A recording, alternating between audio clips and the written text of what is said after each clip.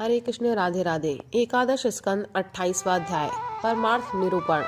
भगवान श्री कृष्ण कहते हैं, उद्धव जी, यज्ञ व्यवहार में पुरुष और प्रकृति, दृष्टा और दृश्य के भेद से दो प्रकार का जगत जान पड़ता है। तथापि परमार्थ दृष्टि से देखने पर यह सब एक अधिष्ठान स्वरूप ही है।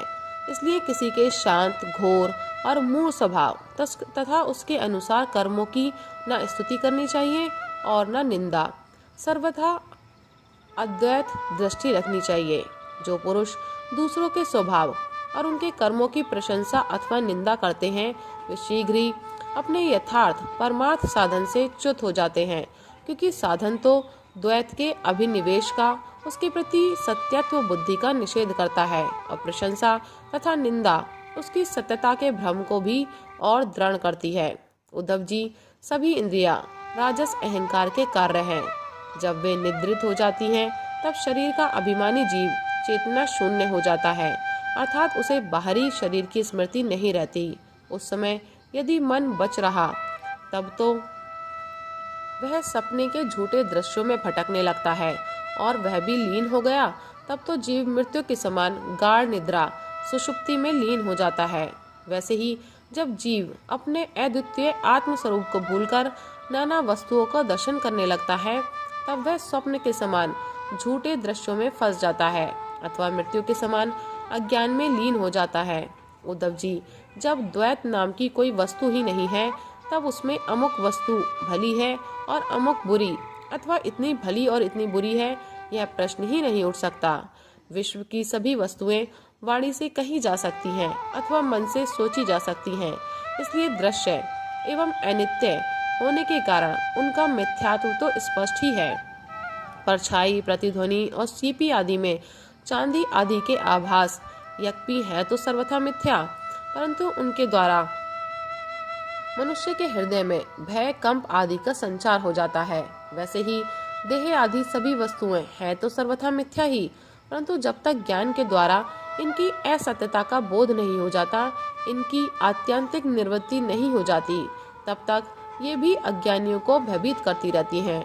उद्धव जी, जो कुछ प्रत्यक्ष या परोक्ष वस्तु है, वह आत्मा ही है, वही सर्वशक्तिमान भी है। जो कुछ विश्व सृष्टि प्रतीत हो रही है, इसका वह निमित्त कारण तो है ही, उपादान कारण भी है, अर्थात वही विश्व बनता है और वही बनाता भी है, वही रक्षक है और रक्षित भी वही है। सर्वात्मा भगवान ही इसका संहार करते हैं, और जिसका संहार होता है वह भी वे ही हैं। अवश्य ही व्यवहार दृष्टि से देखने पर आत्मा इस विश्व से भिन्न है, परंतु आत्म दृष्टि से उसके अतिरिक्त और कोई वस्तु ही नहीं है। उसके अतिरिक्त जो कुछ प्रतीत हो रहा है, उसका किसी भी प्रकार निर्वचन नहीं किया जा सकता, और अनिर्वचनीय तो केवल आत्म स्वरूप ही है। इसलिए आत्मा में सृष्टि, स्थिति, संहार अथवा अध्यात्म, अधिदेव और अधिभूत, ये तीन तीन प्रकार की प्रतीतियां सर्वथा निर्मूल ही हैं। न होने पर भी यूं ही प्रतीत हो रही है। यह सत्व, रज और तम के कारण प्रतीत होने वाली दृष्टा, दर्शन, दृश्य आदि की तीव्रता माया का खेल है। उद्धव जी, तुमसे मैंने ज्ञान और विज्ञान की उत्तम स्थिति का वर्णन किया है। जो पुरुष मेरे इन वचनों का रहस्य जान लेता है, वह ना तो किसी की प्रशंसा करता है और ना निंदा। वह जगत में सूर्य के समान समभाव से विचरता है। प्रत्यक्ष, अनुमान, शास्त्र और आत्म अनुभूति आदि सभी प्रमाणों से यह सिद्ध है कि यह जगत उत्पत्ति विनाशशील होने के कारण अनित्य एवं असत्य है। यह बात जानकर जगत में असंग भाव से विचरना चाहिए। उद्धव जी ने पूछा, भगवान, आत्मा है दृष्टा और देह है दृश्य। आत्मा स्वयं प्रकाश है और देह है जड़। ऐसी स्थिति में जन्म मृत्यु रूप संसार न शरीर को हो सकता है और न आत्मा को, परंतु इसका होना भी उपलब्ध होता है। तब ये होता किसे है? आत्मा तो अविनाशी, प्राकृत, अप्राकृत, गुणों से रहित, शुद्ध, स्वयं प्रकाश और सभी प्रकार के आवरणों से रहित है, तथा शरीर विनाशी, सगुण, अशुद्ध, प्रकाश्य और आवृत है। आत्मा अग्नि के समान प्रकाशमान है तो शरीर काठ की तरह अचेतन। फिर यह जन्म मृत्यु रूप संसार है किसे? भगवान श्री कृष्ण ने कहा, वस्तुतः प्रिय उद्धव, संसार का अस्तित्व नहीं है, तथापि जब तक देह, इंद्रिया और प्राणों के साथ आत्मा की संबंध भ्रांति है, तब तक अविवेकी पुरुष को वह सत्य सा स्फुरित होता है।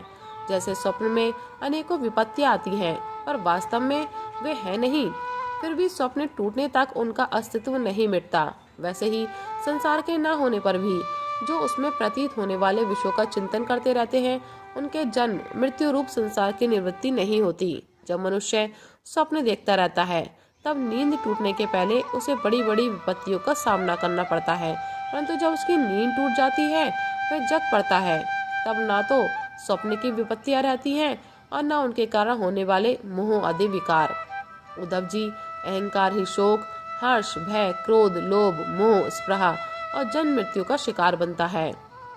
आत्मा से तो इनका कोई संबंध ही नहीं है।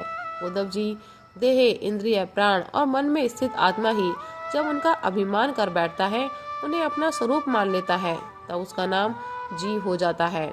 उस सूक्ष्म अति सूक्ष्म आत्मा की मूर्ति है गुण और कर्मों का बना हुआ लिंग शरीर।